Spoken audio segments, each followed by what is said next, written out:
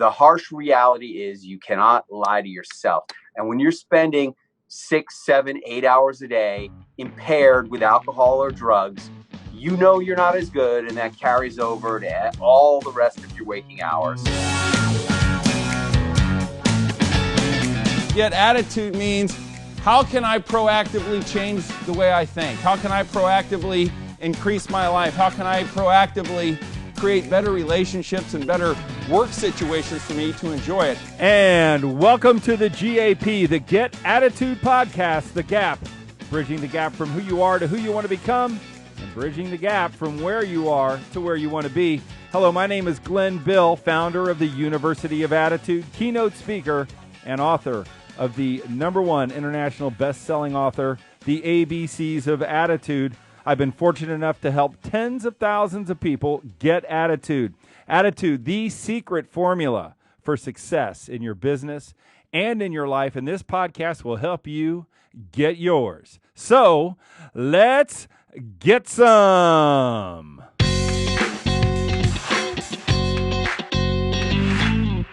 Hello, everyone. I want to welcome you, and please remember to subscribe, rate, and review the Get Attitude Podcast. And most importantly, folks, all you gappers out there, we need you to share. We want you to share the podcast on every social media platform that you can. Today, man, we are with one of my personal mentors. This could possibly be the best Get Attitude podcast that we've ever had. Today, guys, you are fortunate enough to listen to and learn from the one and only Clint Arthur.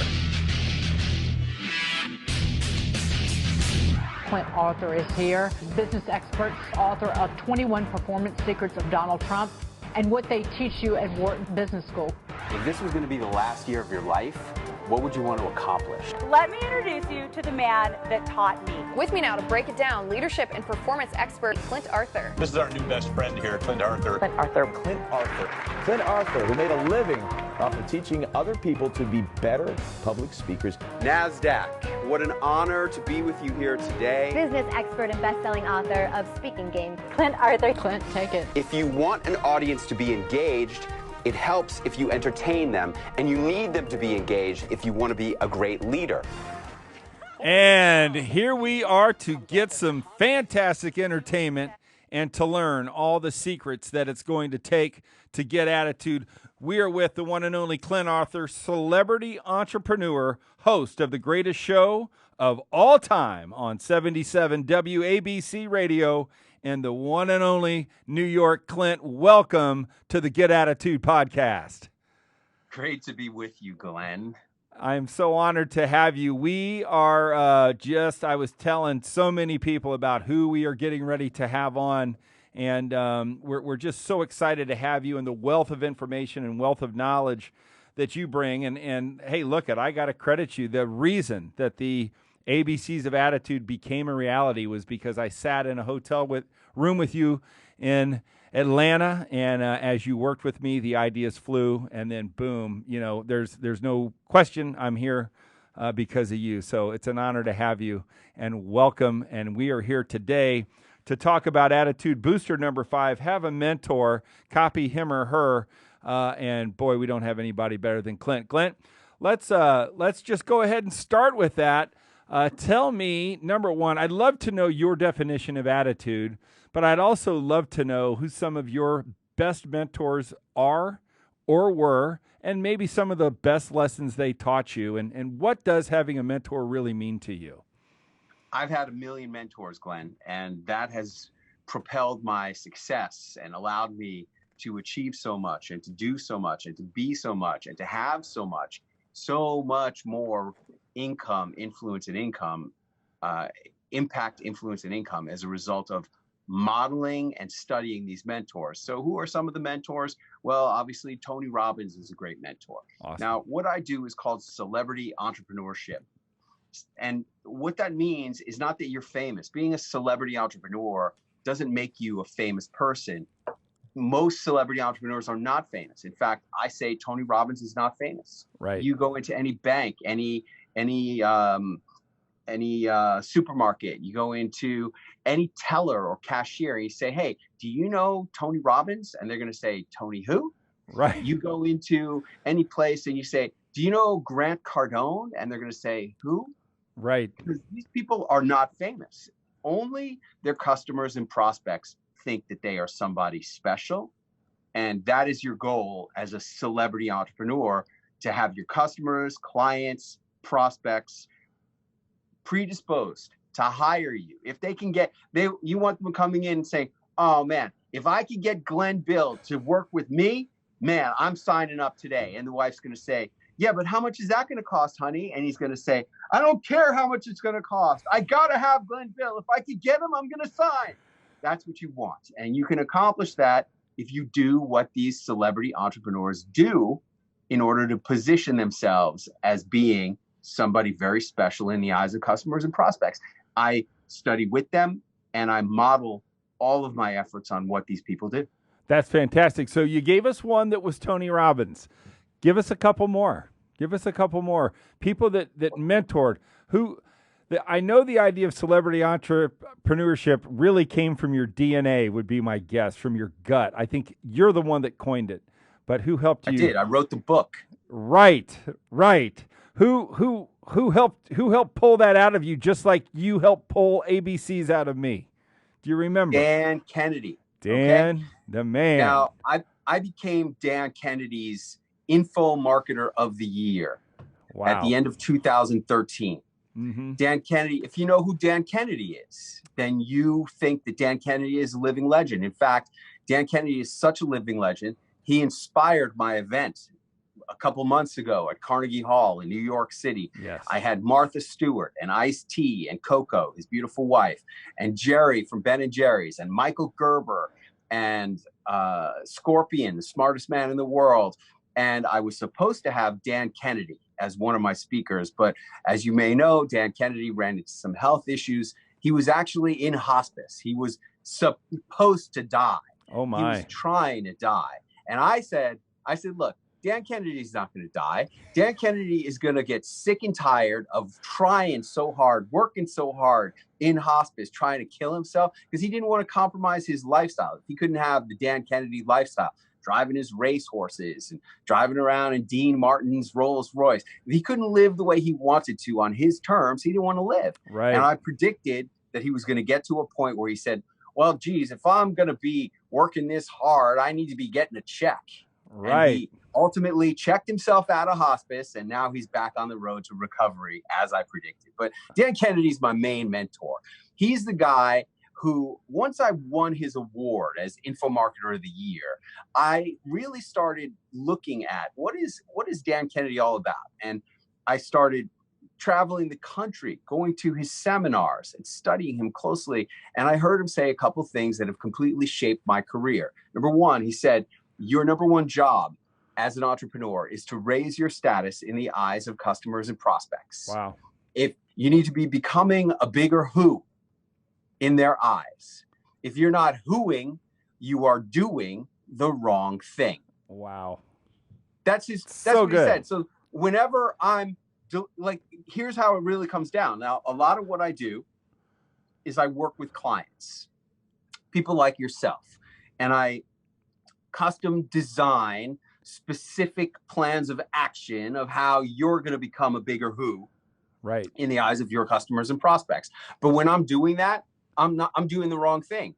I'm not supposed to be doing that. I'm not supposed to be taking my time delivering services. What I'm supposed to be doing is this, right, which is appearing on broadcasts, on podcasts, having my radio show here at WABC Radio in New York City, going on TV, speaking on stages where I'm getting not just audiences and customers and prospects, but also raising my status, because it's high status speaking opportunities. Like when I've spoken at the Harvard Faculty Club, when I've spoken at NASDAQ, when I've spoken at Mercedes-Benz and Coca-Cola and West Point, all of those things not just gave me opportunities to get in front of audiences of customers and prospects, but now I've got the photos of those appearances. I've got the videos of those appearances. If you look for Clint Arthur on the internet, some of the videos you're going to find are those very videos of those high status speaking engagements that I just talked about.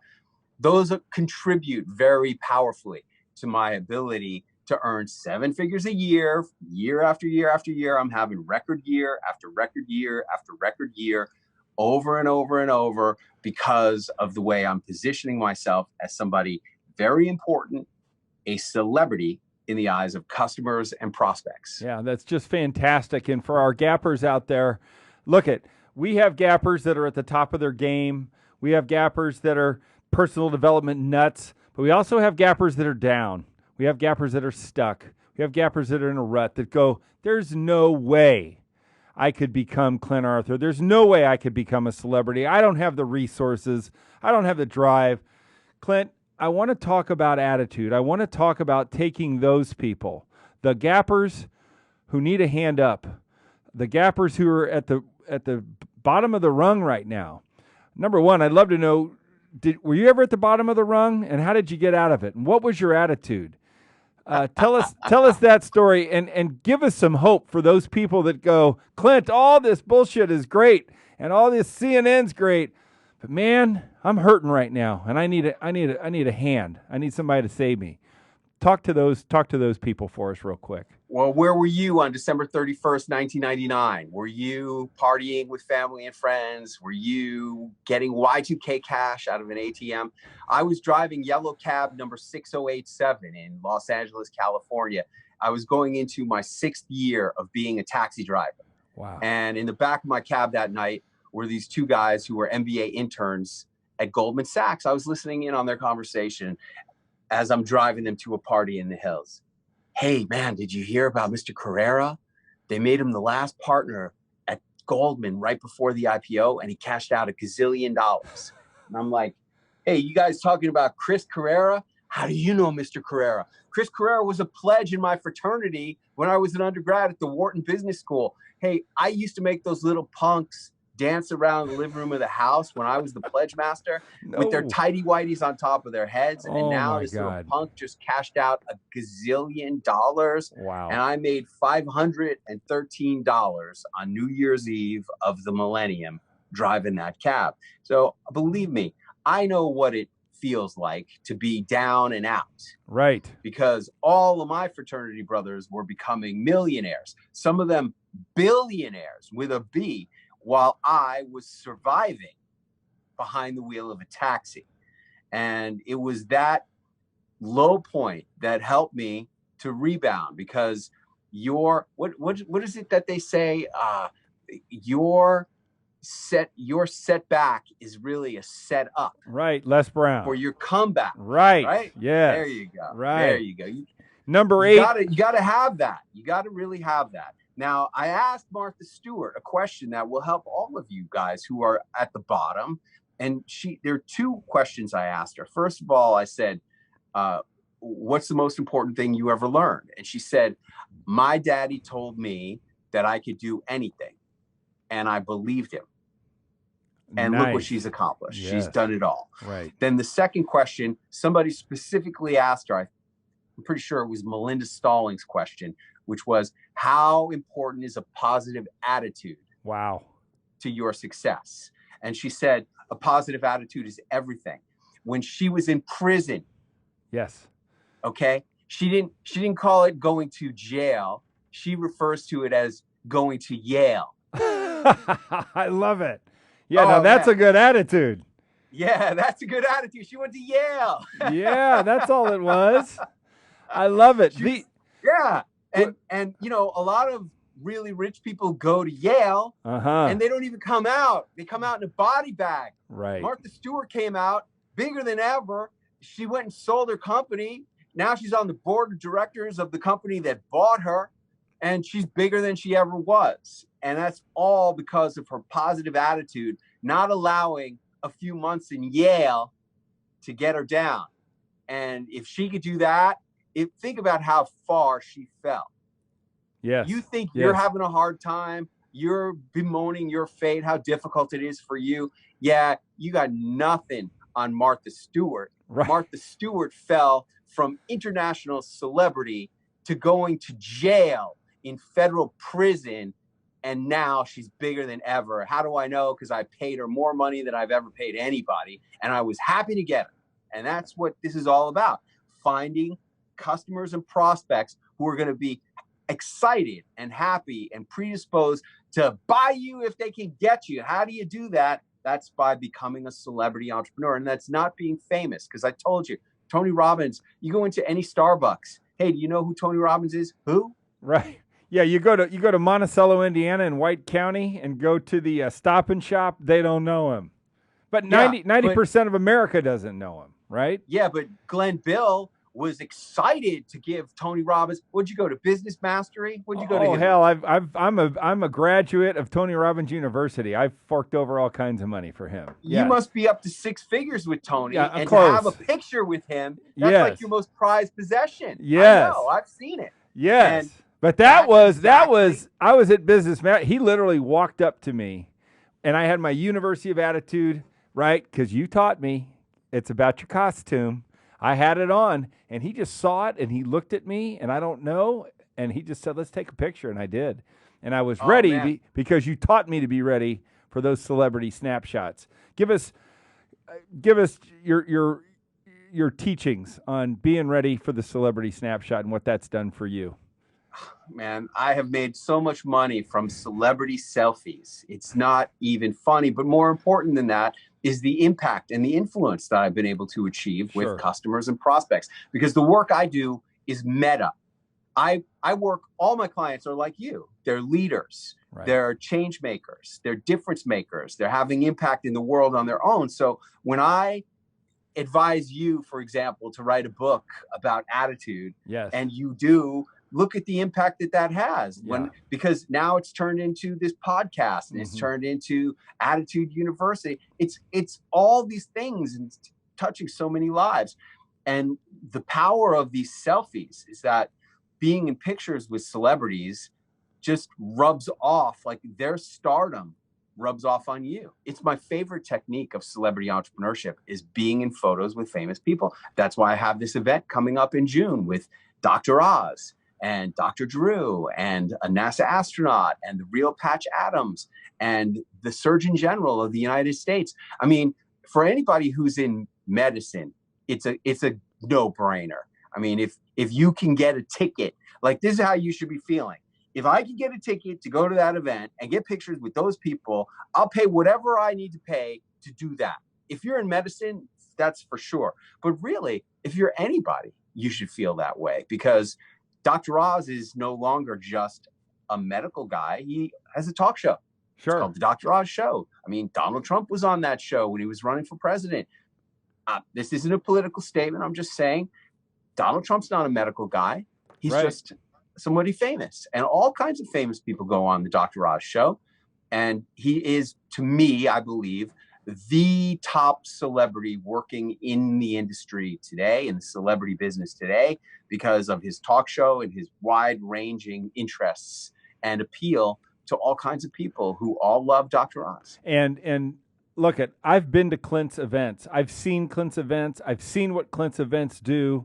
They're worth every penny. This is the instant marketing miracle for experts and entrepreneurs with Dr. Oz, Dr. Drew, the Surgeon General.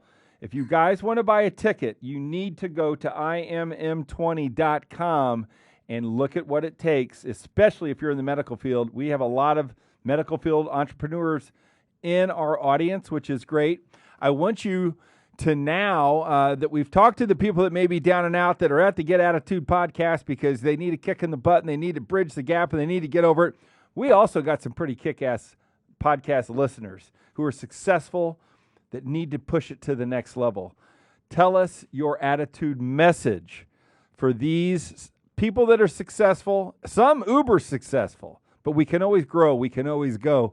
Clint, what's your attitude message for those who think they've hit it, but you know they haven't?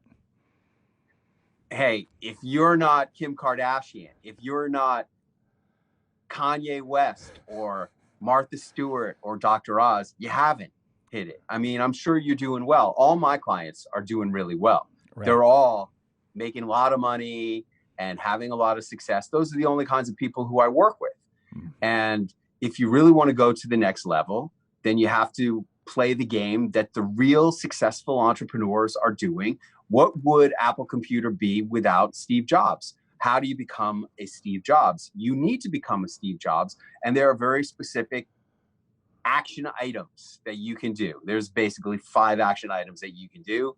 That's what I teach in celebrity entrepreneurship, and celebrity selfies are my favorite one. Yes. And I teach all of these action steps and what you can do at the Instant Marketing Miracle. Okay. All you've got to do, here's the beauty of what I deliver. And this is something that every one of you who is listening right now should be thinking, well, how can I do that for my customers and prospects? Right. What I deliver is you just show up and you get the transformation. That's all you have to do is show up. Right. How can you deliver that for your clients? Mm-hmm. And I'm not talking about putting a Band-Aid on a bleed. It's not about a Band-Aid. It's about a deep internal bleeding that gets cured just by showing up. Right. That's the power of what I offer. How does your product or service offer the same thing for your customers and prospects? That's what you need to be thinking about. And what I have found is that the real pain that people have is that for my clients, as successful as they are, they're worried deep down it's going to go away. Right. Some mechanism I'm using. I've got Facebook ads all figured out, but Facebook ads, they could go away like that. Or Google could switch the algorithm and you're no longer on page 1. Or your media, whatever you're using, maybe you're advertising on TV, maybe you are doing LinkedIn work, whatever it is, if you don't control it, it can be taken away. And that's the deep bleeding that I actually cure. Because when you walk through the portal to the Instant Marketing Miracle with Dr. Oz and Dr. Drew and me, where I teach in depth how to make celebrity entrepreneurship happen, then you no longer feel like they can take it away. You no longer feel like your employees can steal the business from you, or that your competitors can steal your customers, or that you need to come up with new stuff, because you will feel that you're enough. And that's the deep wound. And so how are you healing a deep wound that your customer and prospect is suffering from? Think about that and answer that question. And that was worth every minute of this podcast that you've been listening to. Amen. Amen, brother. I'm gonna start calling you Dr. Clint, man. You're so freaking good. Guys, you got to go to clintarthur.com. You got to go to Celebrity Launchpad. I have done this. I've paid this man, and I've 10x'd my investment, and eternally grateful for Clint and his advice. I talk about the 3 biggest mistakes on attitude. I'd like to just get your quick, not to turn negative, but I think this is important because I think you can address this. The first biggest mistake is this thing called attitude addiction. And are you addicted to your attitude? Talk to us a little bit about addiction, what addiction means to you, and what you see people. I know, the one thing I know about celebrity is Americans have no idea how addicted they are to celebrity. So that's one thing that we've talked about. And I don't know if you said that or somebody else told me that, but I think it was you. And I went, wow, you're right. But there are people listening to this that are addicted to some negative thought, behavior, belief, something. Talk to us a little bit about addiction, how you break addiction, and what you see with the people you work with. What are they addicted to that they need to overcome? Hey, I know a lot about addiction. I, thank God, went to this raw vegan retreat in December of 2009. And one of the rules was no drugs or alcohol. And as a result of that, I stopped drinking and smoking marijuana on December 14, 2009. Now, I started drinking again as soon as I got out 2 weeks later. But thank God it broke either an addiction or a very strong habit of smoking marijuana back in 2009. Wow. And man, my life has rocketed since I stopped smoking pot. I don't know why anybody would smoke pot. Hey, if it works for you, okay, I hear you. But all I know is that once I stopped smoking marijuana, 6 weeks later, I did my first of 109 television appearances, and my career as a celebrity entrepreneur was really launched. Wow. Then, luckily for me, when I went on the Today Show, that was always my big goal, was to get on the Today Show to share my message about living as if this is going to be the last year of your life. That's how I live. Right. You know, I was at a men's self-help campfire back in 2008, and the shaman pointed at me across the yellow and orange crackling flames, and he goes, "You don't know it yet, but you're already dead."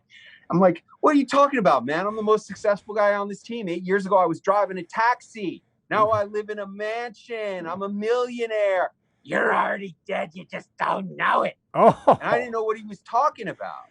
And that became a way of life for me. I started living as if, well, what if this was going to be the last year of my life? What would I want to accomplish? Right. And at the end of 2013, I got the call from the Today Show. They called me. Wow. And I was on there with Brooke Shields and Willie Geist. And Willie goes, "Hey, Clint, you have a great idea. You ask yourself a question every year. What's that question?"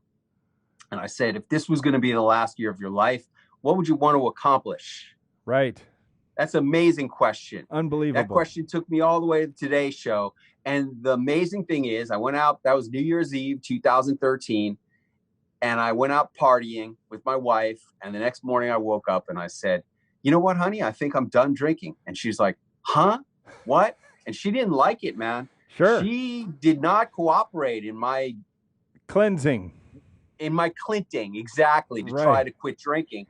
But here I am 6 years later, stone cold sober. And I tell you, man, it ain't easy all the time to stay sober. It's not easy to break addictions. But what I have done is I continue to look at, what do I get by maintaining my vigilance against my addictions? What do I get by not drinking? What do I get by not smoking? I'll tell you what I get. I get so much more confidence. I can't even believe it. Sure. So much more belief in my own self. So much less paranoia and doubt. So much less doubt about what is possible for me, because I'm not consistently programming my own mind to believe that I'm less. See, when you're drinking, you know you're impaired. When you're smoking, you're not as good as if you were clean and sober. Sure. And you know that. Yes. That I just did a celebrity entrepreneur adventure video all about how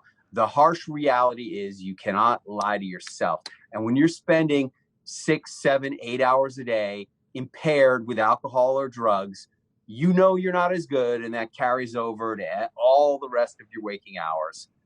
Yeah. If you could possibly do anything to break those addictions, do it. Good for man. Powerful. We're going to attitude mistake number 2, which is bad beliefs. Talk to us a little bit about believing in yourself, bad beliefs. What's your whole attitude towards what goes on in people's head and what they believe? Whatever you believe is what you're going to achieve. It really comes down to that. And the real power of that is believing that you deserve what you want. Now, I discovered that when I was volunteering at a men's weekend seminar. You know, I met the shaman after I was a graduate of this men's weekend. I got introduced to the men's groups, and then I went back and I volunteered at the men's weekend. And here I was like setting up tables and chairs and arranging the plates and forks and knives so that they were perfect. And I'm sitting there and I'm thinking to myself, what the heck am I doing? Right. Volunteering at somebody else's seminar. I do my own seminars. I shouldn't be a cog in the wheel. I should be the leader of something like that. And I sat down with the newspaper and I opened up the sports section. I'm not even a sports fan. I just opened up the sports section. I'm looking through it and I see an ad for a BMW X5. And that was my dream car. And here they had one they were advertising for $498 a month. You could own a 2-year-old BMW X5. And at the time, I was driving a 6-year-old Jeep Grand Cherokee with 100,000 miles on it, and I was paying $482 a month. Wow. And I realized, I'm like, holy cow, I deserve that X5. I'm paying for an X5, and instead I got a 6-year-old Jeep Grand Cherokee. Wow. What the heck am I doing? Yes. And I tell you what, Glenn, you know what I drove home in the very next day? That BMW X5. Damn right. Wow. Because I deserved it. Yes. And not only did I believe I deserved it, I knew I deserved it. I was paying for the BMW X5, and I was driving a Jeep Grand Cherokee. Yeah, that and was clear as day. And I think the lesson for our gappers there is sometimes you got to stop and analyze, right? What you're paying for and what you're getting. And that's, that's how you shed the light. And the question for those who are listening right now is, do you take the time to analyze your life? Do you take the time to analyze your business? Do you take the time to analyze your relationships? And do you take the time to analyze your customers and, most importantly, your celebrity? We're going to go to the third biggest mistake that people make, and I call it the can't conundrum. The can't conundrum is simply those people who focus on what they can't be, can't do, and can't have, which means they're comparing themselves to others, not what they can be, what they can do, or they can have. Talk to me a little bit about that mindset of people that you work with that are focusing on all the wrong stuff, or just talk to me about the attitude of focus, what it's done for you. Look, you came through Celebrity Launchpad. You know that in my little Celebrity Launchpad notebook that I give you, on every page, it says, who am I? That's the big problem. Who am I to think that I can do this? Who am I to think that I can do that? Who am I to think that I could be on the Today Show like Clint? Or who am I to think that I could be a superstar like Glenn? Of course, those guys could do it, but I could never do it. Nice. That is a problem that everybody has. Even Donald Trump has who am I? I remember 3 weeks after he got elected president, I was watching a show of him on TV at a ribbon cutting, and he goes, "Hey guys, could you believe it? I'm the president." Even the president of the United States has who am I. It will never go away. And you got to expect it, and you just got to deal with it. And the way you deal with it is when you start hearing that voice that says, who are you to think that you could do this, that, or the other thing? You got to say, there's the who am I, and I'm just going to put it aside, and I'm just going to keep moving forward. And you'll be amazed at what can happen in your life if you just keep moving forward. I love it. We are with the one and only Clint Arthur, personal mentor to yours truly, Glenn Bill at the Get Attitude podcast, the host of the greatest show of all time on 77 WABC radio in New York City, and the celebrity entrepreneur founder. He is the best. Clint, we are going to go into what we call knowledge through the decades. I don't want to put you on the spot, as I say in every show. If you muff it up, we are a highly edited program, and we'll make you look fantastic. But I know that I love it. Let's rock it. Yeah, you speak from the heart. So, Clint, I don't know if you can remember when you were born, but some of our guests have the ability to. And I want to know the attitude lesson about birth. I love it because I was watching a little baby the other day, and it jogged this memory for me.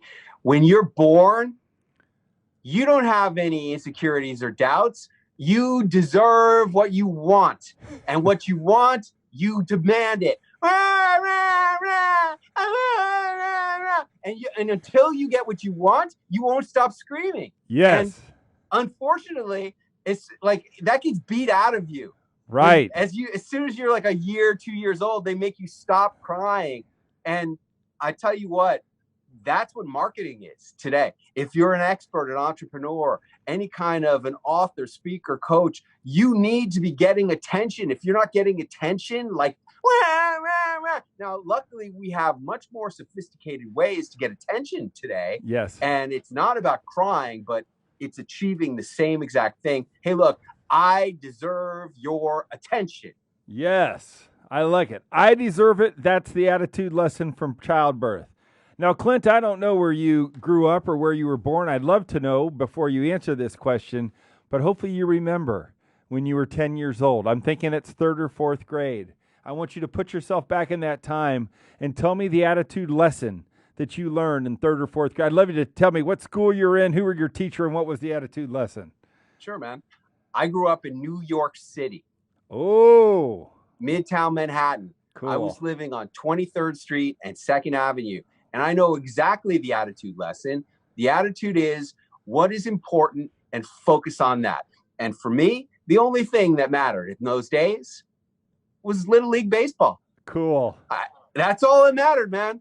All I was interested in, the only thing I cared about was getting up to bat and hitting home runs. And I was the hitting home run star for the Lions and the Orioles. And I was a Little League Baseball star. And that's all I cared about and all I focused on and all that mattered. Bro, that is so cool. All right, 2 questions. Did you bat cleanup?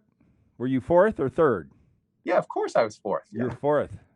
You need to work. That's something we need to bring. You got a program in you about batting cleanup. I'm telling you. There's something we need to work on that program. That could be really good. What position did you play on defense? I was shortstop. Of course. That's where the best player is. Do you remember your coach from those teams? Do you remember his name? No, I don't. No man. kidding. I really don't remember It's the coach. a long time ago. Well, Yeah. That's great. But what is important and focus on it. And boy, I was on stage the other day and I said something, and I said, no matter how old I get, I'm never going to let the kid inside of me die. And I think Nice. that's what you're talking about right there. You know what, gappers, don't let the kid inside of you die. Don't let the 10-year-old baseball superstar die. Focus on what's important. You know what it is. You can feel it, and that's good. Now, go ahead, I Clint. agree. And there's another aspect of that, Glenn, and that is that, hey, what you really wanted when you were a kid is probably what you still really want. Wow. How good is that? Yeah, visit your inner Deep child. inside. Yeah. Deep inside. Yeah, that's been talked out of you and it's been stomped on and you don't deserve it, which is our attitude lesson from when you were a baby. Now I bet things started getting fun for you. You're 20 years old. You probably were at the Wharton Business School. Tell me, do you remember your 20th birthday? Where were you? What was the attitude lesson when you turned 20? Wow. I don't really remember my 20th birthday. Jesus. Oh, I do remember my 20th Or your birthday. 21st you might have remembered. I remember my 20th birthday. I was working at Swiss Bank Corporation at #1 World Trade Center. Wow. Okay. And I was going for my big goal, man. I was a junior at the Wharton Business School, and I had my internship at the bank that I had been working for years. And man, I was all about being hardcore. I was the first one there every single morning, and I was the last one to leave in the afternoon. Awesome. And I wore a suit and tie and took the subway to work every single day. And the attitude lesson of being 20 years old is that if you are dedicated and you have a dream and you pursue that dream, you can make anything happen in this day and age. I love it. I love it. And Clint, you're still one of the few people that wear a suit and tie. That's why I honor you, because I'm a suit and tie guy, except on the podcast, you know, I'm a little bit more informal. But the question is, not many 20-year-olds had that work ethic, right? Why were you so driven, you think, at 20? What caused that? I know exactly what caused that. Well, you know, when you were growing up, did your parents ever argue? Yes. Yeah. See, when I was growing up, it was like, when weren't they arguing? Right. And when I was in my early teens, I read about this guy who went to something called the Wharton Business School. And he was a fabulous, international, successful business tycoon. And I said to myself then, hey, maybe if I could become somebody special like that, maybe my parents will stop arguing. I thought in my adolescent mind, in my subconscious, that I could fix things by becoming more, by being more, doing more, having more. And I fixed on this thing of going to the best business school in the world and becoming somebody special. And at the best business school in the world, the thing to do was to go from Wharton and become an investment banker. And that's what led me to banking and all of that. And, you know, ironically, I graduated from Wharton the year after we're talking about. And I go home to get the attaboys. And what happens? My parents get into the biggest argument of all time. And my dad storms out of the house. And I turn to my mom and I say, you know, Mom, the way he's been resenting you all these years, have you been cheating on Dad? And I'm sitting on the couch in the living room where I grew up my whole life. And I'm thinking, where the heck did that question come from? I never thought that before. Wow. And then I'm thinking, what kind of a rude son of a gun asked his mom a question like that? That's like the rudest thing I've ever heard. Yeah. And then I'm thinking, why ain't you answering the question? Oh, shit. You're kidding me. And then she goes, he's not your real father. Oh, my God. Your real father was a doctor at the fertility clinic we went to for 6 years, and you look just like that guy. Oh, my God. You're kidding me. Say what, Mama? And that rocked my life. Attitude changed shift. my direction of my world. And I decided I don't want to be an investment banker anymore. Next day, I call up the investment bank. Holy crap. They're on the 87th floor of #1 World Trade Center. Yes. Talk about ground zero. Yeah. Wow. And I said, sir, I appreciate the offer, but I've decided I don't want to be an investment banker anymore. And what did I do? I ran off to Hollywood. There you go. To be what? Famous? I didn't know what I was going to be. I wanted to find myself. You know, most people, the irony is most people go to Hollywood to lose themselves. Right. I went to Hollywood to find myself. Right. And I found myself becoming somebody special, all right. I became the Wharton taxi driver. Yes. Well, and if I'm correct, you have a book, right? What they don't teach you at Wharton Business School? What they teach you at the Wharton Business School. And it's a book. People can go to clintarthur.com, I'm sure, and buy that. Yep. Cool. All right. So, man, ground zero, like in more ways than one, for sure. Great analogy. So you're out in Cali. I don't know if you remember your 30th birthday, but boy, I bet you were fun when you were 30. What was the attitude lesson when you were 30? When I was 30 years old, I was driving a taxi. Right. I had a little baby. And I was about to get kicked out of the house by baby's mama. Wasn't much after I turned 30. And I tell you what, the attitude lesson that I learned is I remember how beaten down I was by Hollywood by that point. I had been told you're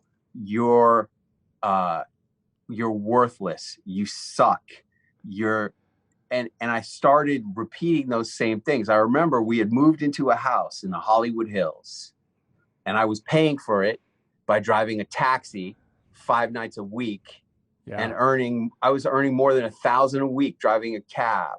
And I was paying, that was a lot of money for me in those days. Sure. Ridiculous. Yeah, I know. Could you imagine $1,000 a week, Glenn? Yeah. I mean, how suck is that? You make $1,000 a minute, damn near, right? More, right? I know he does. I'm not bullshitting you, people, but yes, go ahead. Yeah. So what was I remember, tough time? Yeah, tough time. I remember we're like arranging things, and my daughter's aunt came over to the house, and she goes like, "Well, what are we doing over here?" And I said, and that was my desk. My desk was right there. Yeah. And I remember specifically saying, oh, that's just my desk. That doesn't matter. Wow. That's where I was when I was 30 years old. Attitude lesson, I don't matter. Right? Right. Man, if you say you don't matter, believe me, nobody is going to think that you matter. If you say that you are somebody special and you are demonstrating how you are somebody special, well, you're a lot closer to becoming somebody special. But man, whatever you say and believe about yourself is what the world is going to give you. Right. And I think our gappers need to pause, right? If you're listening to this, it's really important that you take an inventory, just like looking at that ad for that BMW. Who's communicating to you? What are they telling to you? And do you keep playing that record in your head? I mean, that's the attitude lesson. Be careful what you're putting in. And it's not junk in, junk out. It's junk in, junk stays. That's the issue.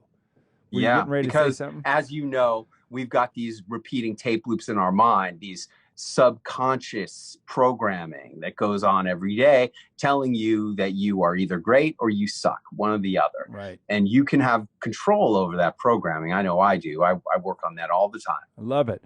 So I have a feeling your breakout starts coming maybe when you're 40. I'm guessing you probably had an interesting 40th birthday. What was your attitude lesson? Is that when things started to change, or tell me about that the 40th attitude lesson? This was fascinating because by the time I was 40, all I wanted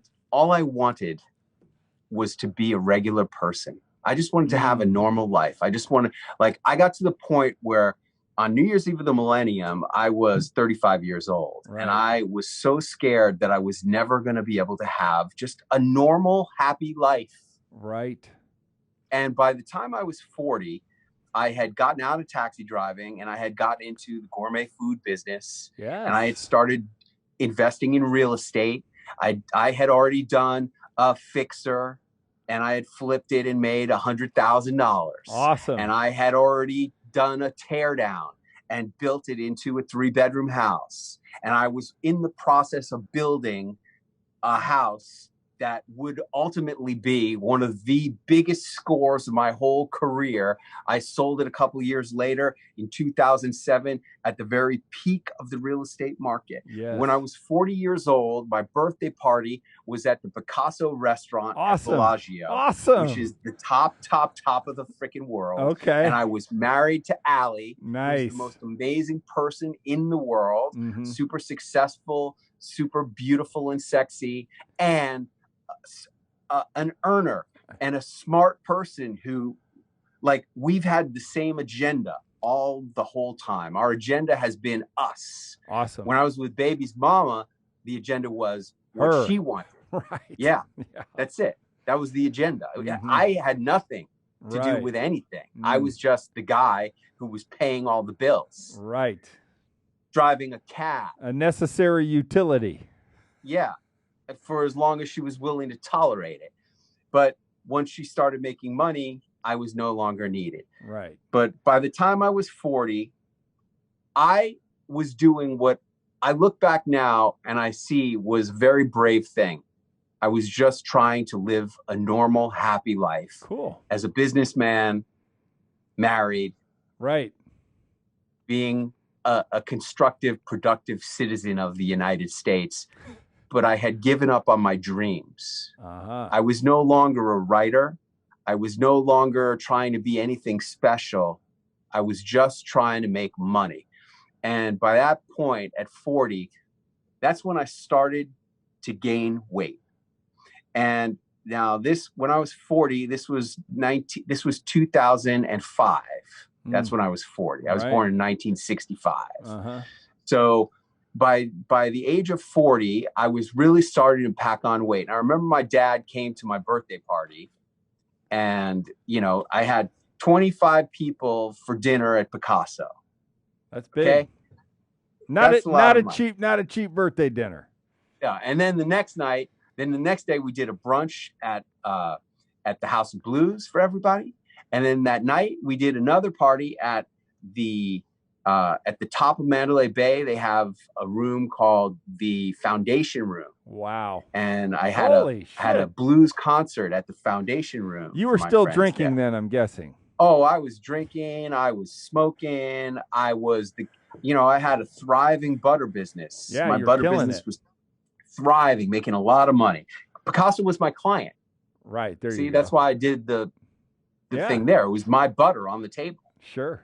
Yeah. It still is today. So cool. It says Picasso with butter. Still today. Love it. And I remember my dad said to me, "Boy, you really let yourself go." Ooh. All I was doing was trying to be fat and happy. Yeah. And I got fat and happy, all right. I hit 236 pounds at my peak. Ooh, mercy. Yeah. Yeah. That's a big I was obese, and I did not even realize that I was obese. Sure. Wow. Unreal. So the attitude lesson is, and ultimately, I think I became obese because, I was making money, but ultimately that's unfulfilling. Just making money is not enough. Right. It's important to have money as a base. There's no doubt about it. Mm-hmm. But you can't just live for money. Sure. Yeah, it's got to be more. Is that all there is, right? You see, Glenn, you're a speaker. Yes. I'm not really a speaker. I'm a writer who speaks. Yes. Yeah. I speak because I know that that's the best way to get people to want to buy my books, Mm-hmm. or to invest in my courses, or to invest in my coaching or consulting. Being a speaker is very helpful for all of that. But really, I'm a writer. You and Jeffrey And Gitomer, he's the same way. And I wasn't writing all this time. I was not writing. Right. I'd given up writing. You were On New Year's you were Eve of the feeding. millennium, I said, that's it. I'm never going to write again. Right. And now, how many books have you written? Oh man, 7, 9, more than 30 books. Oh my gosh, unbelievable! Yeah. All right, well, I want to respect your time. You've turned 50. I mean, things are happening, Clint. That's probably when I met you on your 50th birthday, or damn near close to that. Give me the attitude. You know, who are you now? What's that attitude lesson at 50? And we'll wrap up this unbelievable Get Attitude podcast with the one and only Clint Arthur. What I have learned, once I became successful as a businessman, that's when I heard the shaman. And he said, 3 years later, he said, "You don't know it yet, but you're already dead." And I thought to myself, what if he's right? What if I am already dead? I just don't know. What if this is going to be the last year of my life? What would I want to accomplish? And I've been living with that attitude ever since then. And that eliminated all the fear, procrastination, and doubt. Yeah. And it had unleashed my ability to just go for it. Hey, look, I will win, or I will lose, or I will break even. But either way, I'm going to learn a lesson. And my philosophy is, I don't want to go to my grave without having tried and done everything that I've wanted to do. And if I win, great. And if I don't win, well, at least I'm going to learn that lesson. But I'm not going to hold back because I'm afraid. I love it. Anymore. I love it. Clint, boy, what a gift. You've absolutely blown the... Look, you were hitting home runs when you were 10. You hit a home run today for us and for our gappers. You've given our gappers a lot to think about. You've helped people understand who they are and how to get to who they want to become. You've given us lessons on helping people analyze where they are to go to where they want to be by bridging the gap. Is there one last thought you'd like to give our gappers, a word of encouragement for the people that are out there doing their best, tuning into this podcast to get attitude? Anything you'd just like to share with our listeners? When I spoke at West Point with astronaut Buzz Aldrin on the same stage, I said, "Buzz, what's the most important thing you ever learned?" He said, "Nothing is impossible." And I don't care where you're at today. You've heard my journey. You've heard how low I was, and you've seen how high I am. And I'm going higher. And that's because nothing is impossible. And you can do it too. All right. Well, Clint, we love you. You're an awesome guest. I look forward to networking and attending more of your stuff. Please go to clintarthur.com to find out about our good friend. Please go to IMM20.com if you want to join the incredible the event that Clint is putting on. And we're honored. I think our gappers are fired up. We're going to bridge the gap. We just did it, Clint. God bless you so much. Thank you for all you give to our world.